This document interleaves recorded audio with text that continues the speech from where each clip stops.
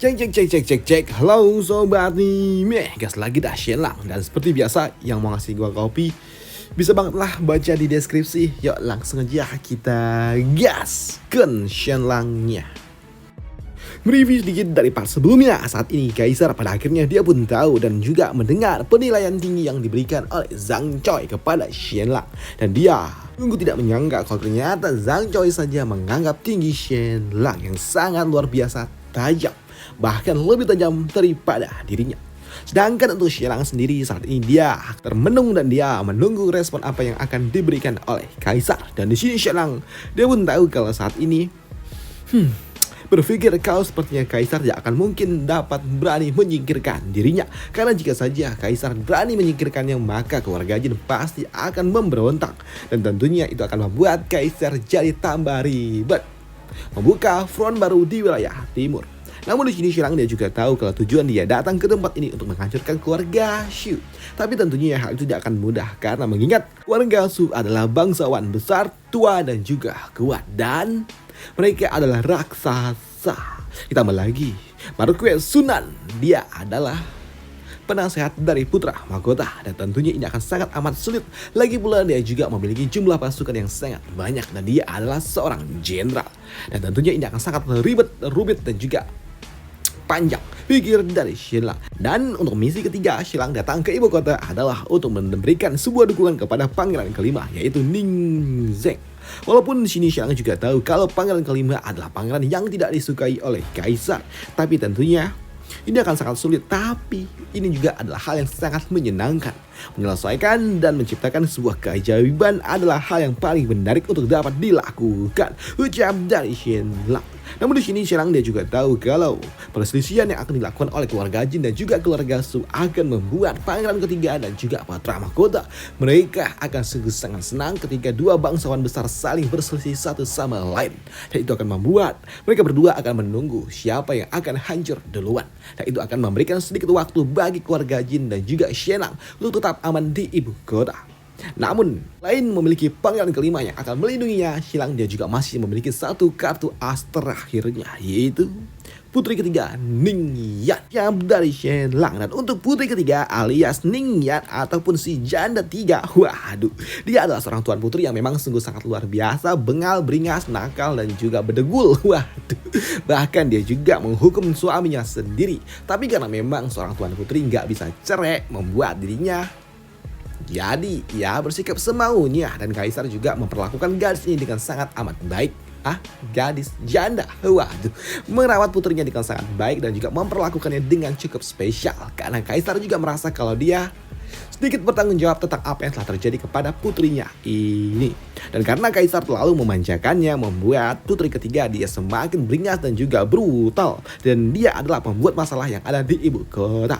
Dan untuk Shenlang, dia pun tahu kalau wanita ini sungguh sangat penuh kekuatan dan juga tidak memiliki otak. Walaupun ya memang dia juga terampil dalam hal seni bela diri dan juga bersikap kasar dan gak bertindak semaunya, tapi dia adalah sekutu yang sangat sempurna untuk diriku, ucap dari Shenlang. Aku membutuhkan orang gila yang berstatus tinggi dan juga sembrono serta mendominasi seperti dirinya, dan aku memang membutuhkannya, ucap dari Shenlang. Dan Shenlang dia juga tahu dan juga sengaja menggoda putri ketiga, mengolok-oloknya sebelumnya agar putri ketiga dia datang menemui dirinya. Dan harusnya kau telah mendapatkan kabar tentang berita itu, ucap dari Shenlang. Dan di sisi lainnya saat ini Kaisar setelah Zhang Choi dia kembali pulang masuk ke dalam selnya. Di sini Kaisar pada akhirnya dia pun setuju dengan apa yang diucapkan oleh Zhang Choi untuk membiarkan Shenlang. Bahkan saat ini Kaisar dia juga telah menyiapkan sebuah dekret untuk keluarga Jin mengangkatnya sebagai Marquess wilayah Nuzhou. Nah, ini adalah sebuah hadiah yang diberikan oleh Kaisar. Dan Kaisar pun meminta kepada Kasim untuk segera memberikan ini kepada keluarga Jin besok hari, ucap dari Kaisar. Sedangkan di sisi lainnya untuk Muncong. Nah, Muncong, waduh, dia tersorot lagi. Dan ternyata Muncong selama dia di ibu kota dia terkenal cuy. Karena Muncong dia adalah sosok yang luar biasa. Karena ternyata Muncong selama dia di ibu kota dia menerbitkan sebuah buku BTTH hingga membuat dirinya jadi populer dan juga terkenal. Dan karyanya juga membeludak. Bahkan reputasinya sungguh luar biasa. Dan ketika dia merilis bukunya menjual ternyata laris manis, dibeli oleh para bangsawan dan juga para orang-orang biasa, serta mereka semua sungguh sangat antusias mengingat Muncong dia menggunakan nama pena seperti apa yang digunakan oleh Shelang ketika Shelang dia merilis buku pertamanya. Namun sayangnya buku yang dirilis oleh Muncong, bukunya itu tidak terlalu menarik bagi para bangsawan karena isinya berbeda dengan buku yang sebelumnya dirilis oleh Shelang. Karena buku yang ditulis oleh Muncong adalah buku perjuangan.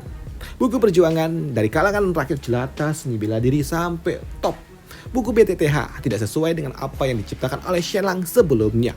Tapi walaupun ada yang gak suka, tapi banyak juga yang suka, terutama mereka para sarjanawan dan juga para orang-orang biasa serta kultivator seni bela diri. Mereka semua menyukai buku yang diciptakan oleh Muncong, ditulis oleh Muncong. Namun bahkan ada juga beberapa sarjanawan yang menyindir dan juga menjelek-jelekan buku Muncong karena mereka tahu kalau ini adalah ciptaan Muncong. Tapi ketika mereka sedang sendirian, mereka menyukai buku itu. Mereka hanya tidak menyukai Muncong, tapi tidak dengan karyanya. Mereka benar-benar menyukai buku itu. Dan buku yang diterbitkan oleh Muncong sempat dapat membuat penerbit buku yang hampir aja bangkrut jadi kaya lagi. Dan mereka juga mendapatkan sebuah dukungan serta banyak sekali permintaan untuk membuat Muncong menerbitkan buku barunya, jilid 2-nya. Tapi untuk Muncong dia gak bisa menerbitkan buku jilid 2 karena dia belum mendapatkan outline-nya dari Shelang. Dan dia juga berpikir apakah Shelang jangan-jangan lupa dengan dirinya karena sudah 1 tahun dia pergi ke ibu kota tapi Shelang gak pernah mengirimkan surat apapun itu dengan dirinya. Sedangkan di sisi lainnya, di kediaman dari Putri, Ningyan saat ini sedang menghukum seseorang karena orang itu telah berkata yang tidak-tidak tentang Tuan Putri. Namun untuk Tuan Putri sendiri sebenarnya dia nggak terlalu peduli juga karena dia saat ini di dalam kediamannya dia asik sedang membaca buku dan dia benar-benar kagum dengan buku yang diciptakan oleh Muncong, buku yang ditulis oleh Muncong, dan dia benar-benar sangat antusias dengan buku ini.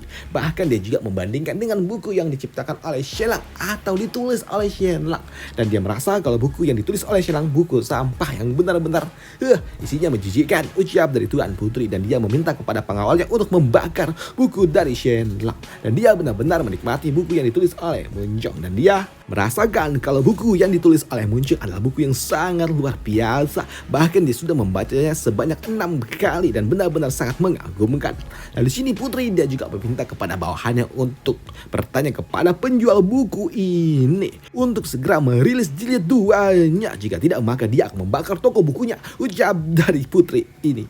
Dan di sini Putri ini sebenarnya dia juga tahu siapa penulis dari buku itu karena ketika dia mendapatkan sebuah kabar kalau penulis ini adalah Muncong, Putri dia pun langsung pergi menuju akademi kampus dan dia ingin bertemu dengan siapa penulis buku BTTH. Namun ketika dia bertemu dengan penulisnya yaitu Muncong yang ternyata gempal, jelek dan juga ya seperti inilah penampilannya, membuat Tuan Putri dia pun frustasi. Dia gak menyangka karya yang sangat luar biasa ditulis oleh orang yang seperti ini, hingga membuat Tuan Putri dia pun benar-benar kesal ketika dia teringat tentang siapa yang telah menulis buku ini. Dan dia meminta kepada pengawalnya untuk segera menghubungi Muncong dan segera menulis jilid 2-nya. Jika tidak maka Muncong akan mendapatkan sebuah hukuman. Namun di sela-sela dia sedang membaca buku, di sini dia pun mendapatkan sebuah kunjungan dan ternyata yang datang adalah Pangeran ke-6.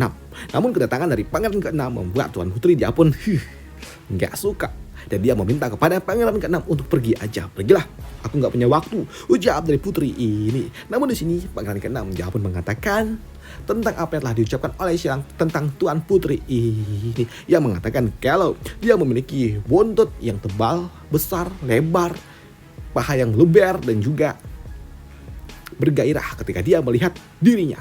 Dan tentunya hal itu membuat Tuan Putri dia pun kesal dan benar-benar murka ketika dia mendengar ada seseorang yang berani berkata seperti itu tentang dirinya, dan dia akan segera memberikan sebuah pelajaran kepada orang itu, ujar dari Tuan Putri. Dan benar saja kini di villa milik keluarga Ajin saat ini Xishan dia pun datang dan juga melaporkan kepada Shelang kalau saat ini Putri Ningyan dia pun datang, bahkan dia membawa puluhan orang dan tentunya ini yang sangat amat berbahaya, ujar dari Xishan. Tapi untuk Shelang inilah yang dia tunggu, dia ingin bertemu dengan Putri Ningyan, ucap dari Shelang. Dan untuk Tuan Putri langsung datang, nerobos, kagak pamit-pamit, kagak salam-salam, langsung terobos aja. Namun di sini dia juga cukup ternotis ketika dia melihat Shelang ternyata siap untuk dapat menyambut kedatangan dirinya.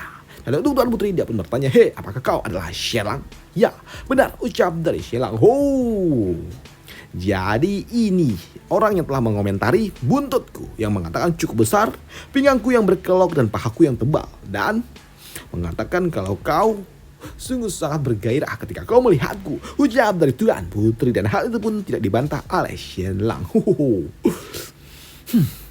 Apakah kau tahu siapa aku dan kau berani-beraninya mengatakan hal seperti itu? Ucap dari Tuan Putri yang benarkan oleh Shenlang. Ya, aku tahu. Ucap dari Shenlang. Mendengar Shenlang yang sepertinya menantang membuat Tuan Putri dia pun kesal dan dia siap memberikan sebuah hukuman kepada Shenlang.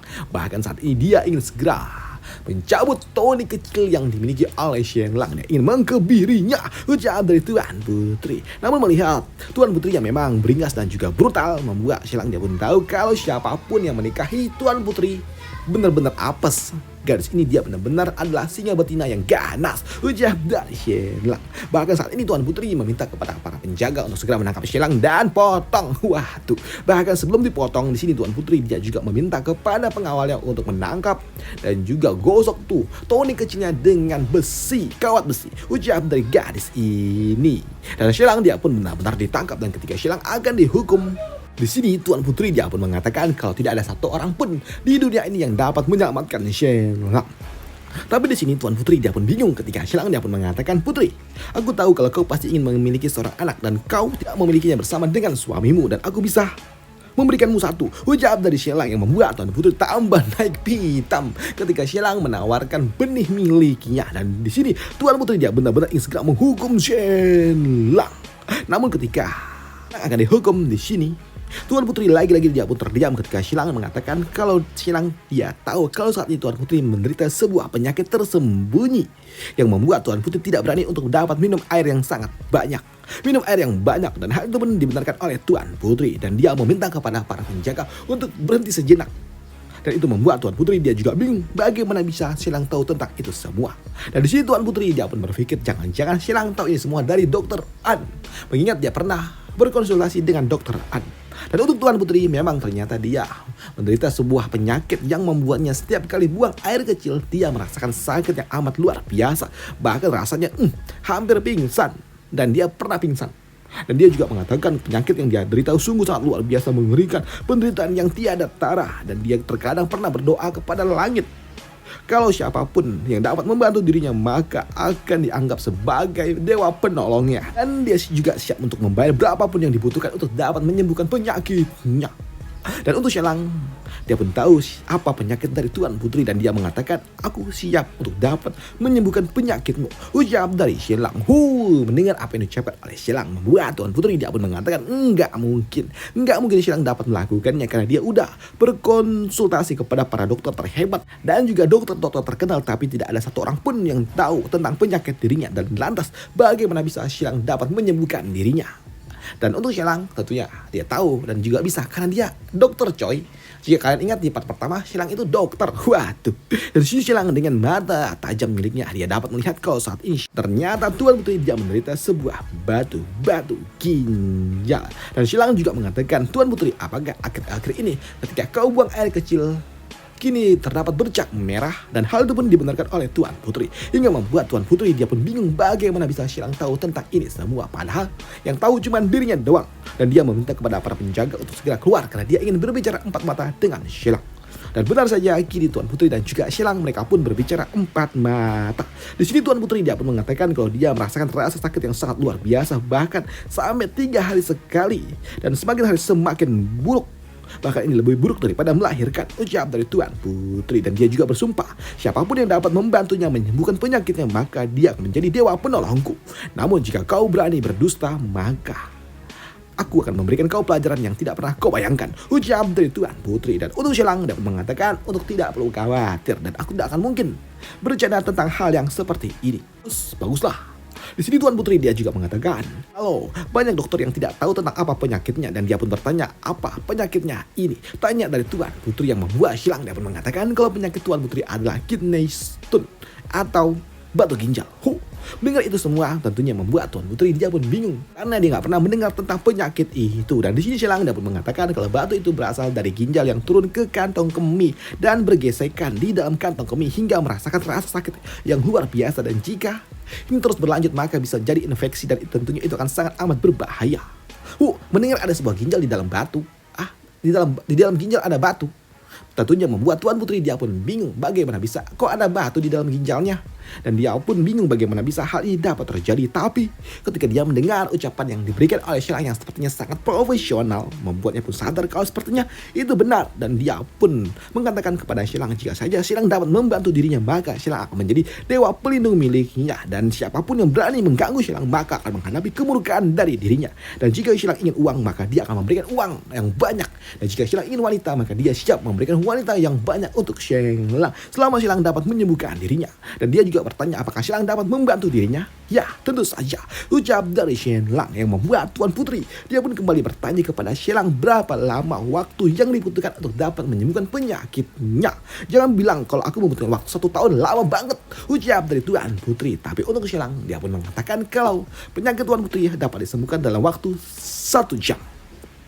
Cukup 1 jam saja, yang tentunya membuat Tuan Putri dia pun sungguh sangat antusias. Dan dia langsung mengguncang-guncang Sheila dan dia meminta kepada Sheila untuk segera melakukan perawatan kepada dirinya. Namun untuk Sheila dia tahu dalam perawatan batu ginjal sebenarnya gampang di zaman modern karena ada sebuah alat yang dapat memancarkan gelombang ultrasonik. Dengan cara menggunakan gelombang ultrasonik maka batu ginjal dapat dipecahkan. Namun sayangnya ini zamannya kuno, nggak ada gelombang ultrasonik di kala ini, dan tentunya ini akan sangat amat merepotkan dan mungkin aja bisa digantikan dengan energi internal. Tapi tentunya ini akan sangat amat berbahaya. Meleset dikit, wah, nih Tuan Putri bisa meningsoy. Dan itu membuat Sheila meminta kepada Tuan Putri untuk dapat menyembuhkan penyakitnya, membutuhkan seorang master alias grandmaster wanita terbaik yang dapat menggunakan energi internalnya, yang membuat Tuan Putri dapat memanggil seseorang yang memang jago dan merupakan seorang grandmaster yaitu Bibi Ningji. Dan setengah jam kemudian orang yang dimaksud itu datang dan ternyata itu adalah Ningji. Ya, wanita ini yang merupakan adik dari Kaisar alias bibinya, dan dia adalah seorang seniman bela diri terbaik, termasuk mentor dari Putri Ninghan, dan dia juga ada seorang sarjanawan, perpustakawan, dan dia yang penting masih perawan. Waduh. Dan itu aja untuk part kali ini, dan sampai jumpa di part lanjutannya untuk Shenlang nanti malam. Harusnya untuk malam ya, harusnya untuk hari Kamis ini. Gue take voice di hari Selasa, Rabu. Udah itu aja untuk part kali ini dan sampai jumpa di part lanjutannya. Bye. Thank you.